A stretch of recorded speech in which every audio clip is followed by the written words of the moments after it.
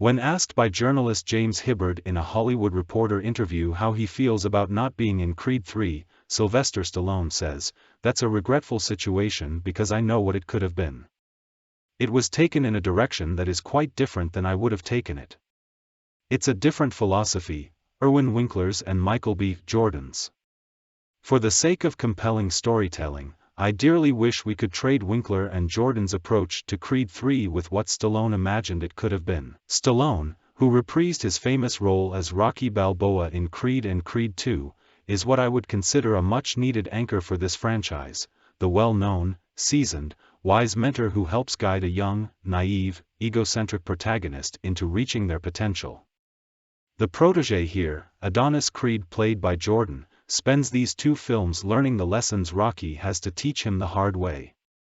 But whether through mentorship or through the hard knocks of life, learning and maturing has been a natural side effect of this boxing lifestyle they each subscribe to in their own time. We may never see the fully actualized version of Adonis's story that Stallone imagined for this franchise. Instead, what we're served up in his absence from Creed 3 is a faux-actualized version, manufactured for crowd-pleasing appeal rather than as a demonstration of storytelling prowess in cinema as it flexes an oversimplified and underdeveloped story.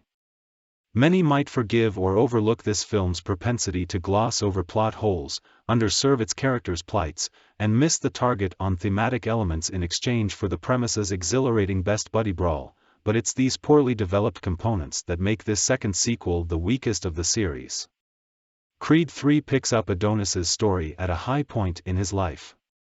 He has defended his title as world champion, retired from boxing, and is now training the next generation of world-class fighters. His wife, Bianca, played by Tessa Thompson, has also found great success in her career with the music industry, having a number of achievements under her belt as an artist and a producer. And their daughter Amara, played by Mila Davis-Kent, is now a young girl who seems to have inherited her father's drive to be great at boxing, despite the hearing disability she was born with. Adonis's past comes back to haunt him, however, when his childhood best friend Dame Anderson finds him after being released from prison, a sentence imposed following an incident they were both involved in as kids. What begins as a cordial reconnection eventually becomes a face-off between the two, as Dame sees the success Adonis found compared to the unfortunate circumstances his life incurred. In an effort to fulfill his childhood dream of being the world heavyweight champion, Dame goes toe-to-toe with Adonis, both men having something to prove to the world and to themselves. At a mere 1 hour and 57-minute long runtime, Creed 3 is the shortest of the Creed films. But what might seem to indicate a snappy and succinct action flick is actually more likely a consequence of poor, rushed storytelling. Creed 3 is a film that forgoes proper character and conflict development in a feverish effort to bolster entertainment value. Scenes that require more build-up and connection to the characters feel devoid of emotional value, some of which feels obligatorily shoehorned into the narrative. And thematic elements, an implied metaphysical or intuitive connection between Adonis and Dame, for example, are shown but not fully fleshed out or capitalized on. The cast, most reprising their roles from the previous films, is left to do the heavy lifting, no workout pun intended, on salvaging the film's elementary-level script. The noteworthy addition to the cast, of course, is Jonathan Majors as Dame. Majors, whose presence in the MCU as Kong the Conqueror has expanded with the recent release of Ant-Man and the Wasp, Quantumania, brings what is becoming his own signature typecast to the role of Dame, with an erratic and menacing personality defining our perception of the character. A similar performance from Majors can be found in the Sundance-debuted film magazine Dreams.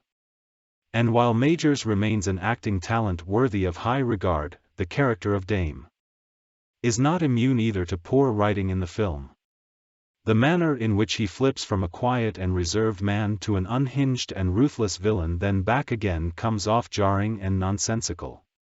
It's a transformation that serves the idea of the story, but like many components to this film, never feels developed enough to unfold organically. Despite my own dislike for the final product that Creed 3 is, however, the film delivers on the cinematic components that audiences not only crave, but demand now more than ever from a blockbuster film like this. When fighting happens, it's as sharp and punchy as ever. Set designs are lavish, particularly within the Creed family's luxurious Los Angeles home. And on the topic of visual appeal, the bulked-up hyperfit body figures of Jordan and Majors certainly don't detract from the film's sex appeal. With all things considered, suffice it to say that if you're going to the theater to watch Creed 3, the best way to do so would be in IMAX. I also refrain from calling the Creed 3 production careless. With Jordan in the director's chair for his feature directorial debut, it makes sense that his love and care for this character would come with him. But there is a rudimentary take on storytelling that comes with this new eye over the project, and while it's an admirable challenge for Jordan to have tackled in his first outing as feature film director, there's a regression that the Creed franchise suffers, particularly when looking and feeling like a blockbuster film takes precedence over telling a compelling story. Questions have lingered in my mind since the end of the film. Was this the best project for Jordan to take on as his feature directorial debut? Would a longer runtime have remedied many of the film's flaws or belabored them? Could Creed 3 have been a stronger film with Sylvester Stallone involved? I know this can't be a review about what Creed 3 could have been, yet I find myself often reflecting on the film with a sense of disenchantment with what it is. As one who thoroughly enjoyed Creed and loved Creed 2 even more, my expectations for this third installment wasn't to indulge in superficial entertainment, but to experience greatness in cinematic storytelling and the further development of a legend in the making. That forward evolution of this story and these characters is not what I took away from this film, and thus, Stallone's words hit harder than any punch either Dame or Adonis can throw. I know what it could have been, and I can't help but wish to have seen that. In the end, Creed 3 might give off trilogy-ending vibes with spotlights glistening behind the hero as the score swells in a triumphant crescendo, but the presence of triumph in the Creed saga is unfortunately absent.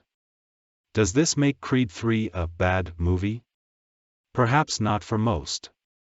But the trajectory towards mediocre storytelling in future films is apparent. Creed 3 leaves opportunity for more similarly formulated sequels to roll off the conveyor belt of Hollywood in higher frequency. It lays the groundwork for spin-offs, poised to transform the worlds of Rocky and Creed into an overexpansive cinematic universe. It resets what we should expect from these films going forward, which now tends toward a style-over-substance mentality. And I can see the masses showing up for it. Like Adonis Creed himself, Creed 3 is likely to be a film admired by many audiences for the entertainment it provides. But a heavyweight champion of filmmaking and storytelling, Creed 3 is not.